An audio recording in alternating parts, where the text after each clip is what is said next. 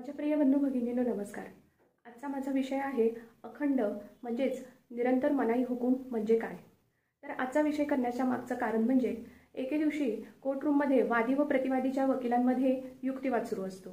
ज्यावेळेस प्रतिवादीच्या वकिलांची वेळ येते त्यावेळेस प्रतिवादीचे वकील युक्तिवादामध्ये असं म्हणणं देतात की वादीने जे निरंतर अखंड मनाई हुकूमची मागणी केली आहे ती मुळातच बेकायदेशीर आहे आणि चुकीची आहे। कारण वादीचा दावा हा बांधकाम थांबवण्यासंबंधीचा आहे, बांधकाम काढून टाकण्यासंबंधीचा आहे।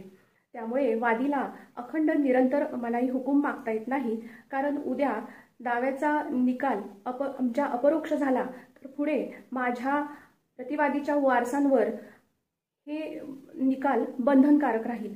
त्यामुळे मुळातच वादीचा ही अखंड निरंतर मनाई हुकूमची मागणीच चुकीची आहे, बेकायदेशीर आहे। त्यामुळे वादीचा दावा हा रद्द होऊन मिळावा।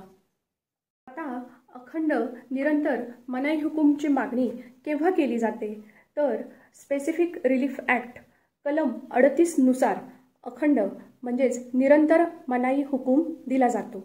उदाहरणार्थ वादी व प्रतिवादी यांच्यामध्ये एखादा करार झालेला असेल आणि प्रतिवादीने त्या करारातील अटींचा भंग केला असेल, तसेच वादीच्या प्रॉपर्टीवर प्रतिवादी अतिक्रमण करत असेल अथवा तसा अतिक्रमण करण्याचा प्रयत्न करत असेल तर अशा वेळीस मेहरबान कोर्टाकडून स्पेसिफिक रिलीफ ॲक्ट कलम 38 नुसार अखंड निरंतर मनाई हुकूम मागता येतो।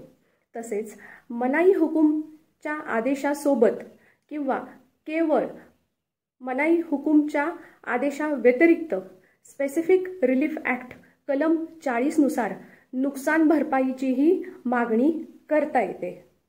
व्हिडिओ आवडल्यास प्लीज लाईक, कमेंट, शेअर आणि सबस्क्राईब करा माझ्या चॅनलला। धन्यवाद।